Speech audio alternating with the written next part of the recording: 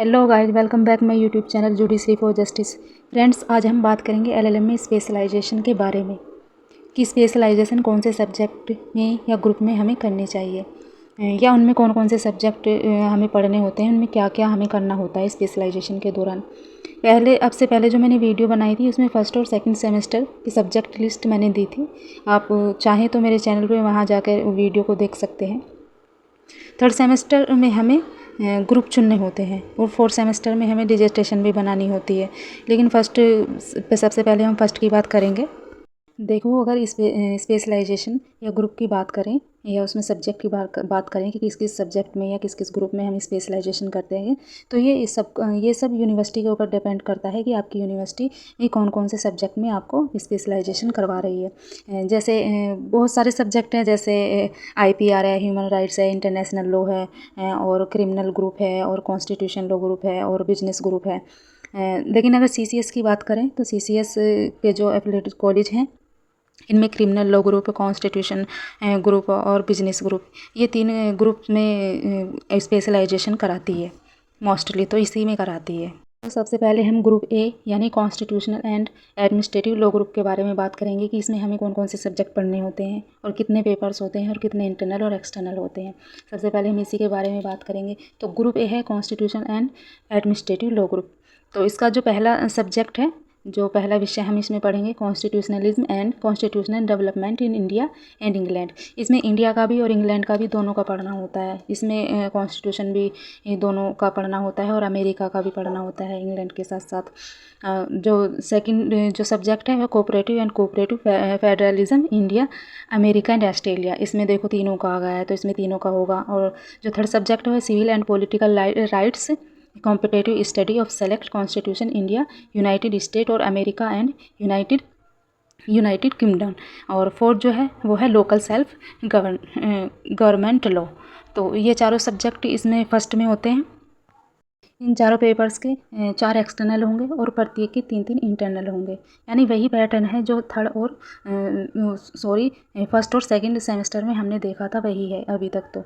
और अभी देखते हैं ग्रुप जो B है वो बिजनेस लॉ ग्रुप है। वो कॉन्स्टिट्यूशन था, ये बिजनेस लॉ ग्रुप है। अगर आप कॉर्पोरेट सेक्टर में जाना चाहते हैं तो आप बिजनेस में कर सकते हैं स्पेशलाइजेशन, आपके लिए अच्छा होगा। जैसे आप बैंक में जाना चाहते हैं या फिर कोई कंपनी में आप जॉब करना चाहते हैं तो ये अच्छा रहेगा आपके लिए। तो इसमें पहला सब्जेक्ट है contract first, general principle of contract, और सेकंड है contract second, specific contract sales of goods and partnership act. Fourth है बैंकिंग लॉ। तो इनके प्रत्येक का एक तो इनका एक्सटर्नल होगा और 3-3 इनके इंटरनल होंगे, जो 10-10 मार्क्स के होंगे। और यानी 30 नंबर का एक उसका होगा सब्जेक्ट का। चलिए अब चलते हैं ग्रुप C पर। ग्रुप C है टोर्ट एंड क्रिमिनल लॉ। अगर आप लिटिगेशन में जाना चाहते हैं, कोर्ट में जाना चाहते हैं, या फिर आप जुडिशरी करना चाहते हैं, या फिर APO, या फिर जो कोई वैकेंसी निकलती है आप वहाँ भी जाना चाहते हैं, तो आप क्रिमिनल लॉ ग्रुप ले सकते हैं। जैसे वैकेंसी आती हैं असिस्टेंट प्रोफेसर की, तो उनमें भी ज़्यादा रिक्वायरमेंट क्रिमिनल ग्रुप वालों की ही होती है, जो क्रिमिनल में स्पेशलाइजेशन कर रखे होते हैं। क्योंकि ये ग्रुप ऐसे हैं, इनमें सब्जेक्ट हम ऐसे पढ़ते हैं कि ये तो पढ़ने ही होते हैं, कॉमन है, ये सब्जेक्ट हम इन्हें छोड़ नहीं सकते। बाकी जो है बाकी को हम छोड़ सकते हैं, लेकिन इनको हम नहीं छोड़ सकते, कहीं भी हम जाएं हम। इसलिए क्रिमिनल लॉ ग्रुप अगर आप लें तो ज़्यादा बेहतर होगा मेरे हिसाब से। तो बाकी आपकी इच्छा है, आप जिसमें भी स्पेशलाइजेशन करना चाहें आप कर सकते हैं। चलिए बात करते हैं इसके सब्जेक्ट के बारे में, हम कौन कौन से इसमें सब्जेक्ट हम पढ़ेंगे। पहला है history and basic principle of criminal law. जैसे क्रिमिनल लॉ सबसे पहले आर्य आए, उन्होंने कानून बनाए, उनसे लोगों को शासित किया। फिर मनुस्मृति, याज्ञवल्क्य जैसी जैसी जो संहिताएं हैं उनके द्वारा उनको शासित किया गया लोगों को। फिर जैसे मुग़ल आ गए, मुग़लों के अलग अलग अपने कानून थे, जैसे हदीस इज्मा क़ियास सुन्ना। और फिर अंग्रेज़ आ गए, अंग्रेज़ों ने IPC जो है वो बनाई। तो सेकंड है penology and treatment of offenders. इसमें दंड के सिद्धांत इसमें पढ़ाया जाता है। और थर्ड है क्रिमिनोलॉजी इन प्रिविलेज क्लास डेविएंस। इसमें अपराध शास्त्र क्या है, अपराधी कैसे बनते हैं, क्यों, क्या क्या परिस्थितियाँ होती हैं जैसे जिससे अपराधी बन जाते हैं। फिर जो फोर्थ है वो है जनरल प्रिंसिपल और टॉर्ट। तो इसमें टॉर्ट का सिद्धांत पढ़ाए जाते हैं, जैसे अपवाद है, जैसे क्रिमिनल लाइबिलिटी है और विकेरियस लाइबिलिटी है, और इसके क्या क्या अपवाद हैं, ये सब इसमें पढ़ाया जाता है।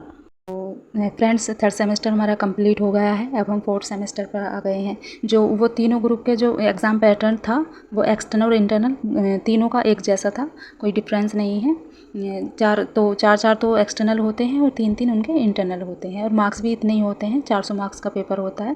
लेकिन जो फोर्थ सेमेस्टर है ये भी टोटल इसके जो है 400 मार्क्स ही हैं। तो ये जनरल रूल्स हैं कुछ जो सभी ग्रुप के लिए हैं कि स्टूडेंट्स को 2 तो थ्योरी पेपर होंगे, और फिर एलएलएम में एक डिसर्टेशन आपको बनानी होगी जो 100 मार्क्स की होगी, और फिर एक वाइवा में उनको अपीयर होना होगा, एक वाइवा देना होगा, वाइवा उनको देना होगा, वो भी 100 मार्क्स का होगा।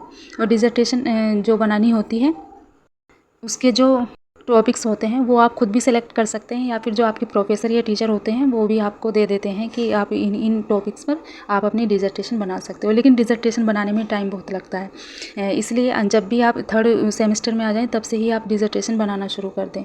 और मेरठ कॉलेज का तो यही है कि आप अपनी डिसर्टेशन खुद बनाएं, क्योंकि ऐसा भी होता है बच्चे 5 या 10 हज़ार में बनवा लेते हैं, खुद नहीं बनाते, क्योंकि टाइम टेकिंग है, टाइम बहुत लगता है और बहुत ज़्यादा, क्योंकि सर्च करनी होती है, थीसिस बनानी होती है। तो इसमें पहला सब्जेक्ट जो है administrative law in India, administrative law in India second है, पहला फर्स्ट है, दूसरा सेकंड है, और तीसरा है डिसर्टेशन सबमिटेड बाय स्टूडेंट।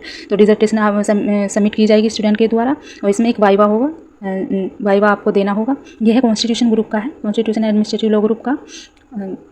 अब आ गए हैं हम ग्रुप बी। तो ग्रुप बी क्या था हमारा, बिजनेस लॉ ग्रुप। तो बिजनेस लॉ ग्रुप में इसमें भी हमें 2 थ्योरी पेपर देने होंगे, और ये भी 400 मार्क्स का ही होगा। तो इसमें 100 नंबर की जो होगी आपकी डिसर्टेशन होगी, और 100 का वाइवा होगा। बाकी 100 नंबर के आपके जो है वो थ्योरी पेपर होंगे। इनमें भी इंटरनल होंगे, लेकिन इसमें यानी 6 ही इंटरनल होंगे, इसमें 12 इंटरनल नहीं होंगे, जैसे हमने थर्ड सेमेस्टर में भी पढ़ा देखा, और सेकेंड सेमेस्टर में भी देखा, और फर्स्ट सेमेस्टर में भी देखा। इसमें ऐसा नहीं है। तो फर्स्ट है इसमें इंश्योरेंस लॉ, और सेकेंड है इंटरनेशनल ट्रेड लॉ। इसमें सिर्फ 2 ही हमें सब्जेक्ट पढ़ने हैं, इनके ही हमें पेपर देने हैं। और थर्ड है डिसर्टेशन, ये भी 100 मार्क्स की है। आपको बिजनेस ग्रुप से, बिजनेस से रिलेटेड ही आपको टॉपिक दिए जाएंगे, या फिर आप खुद चूज़ कर रहे हैं तो आप खुद चूज़ कर लें। और इस फोर्थ है इसमें वाइवा वही आपको प्रेजेंट वाइवा देना होगा। एग्जामिनर आपका वाइवा लेंगे, और अपने प्रोफेसर भी होते हैं वाइवा लेने में। तो 100 मार्क्स का होगा वो। अब ग्रुप सी के बारे में देखते हैं। जैसे ग्रुप सी है टोर्ट एंड क्रिमिनल लॉ। तो इसमें भी वही पैटर्न है। तो इसमें पहला सब्जेक्ट है specific principle of criminal law. इसमें स्पेसिफिक प्रिंसिपल्स हमें पढ़ने हैं क्रिमिनल लॉ के। और सेकंड जो है स्पेसिफिक टोट है, और थर्ड है डिसर्टेशन है, ये भी 100 मार्क्स की है, और फोर्थ है वाइवा हमें देना होगा।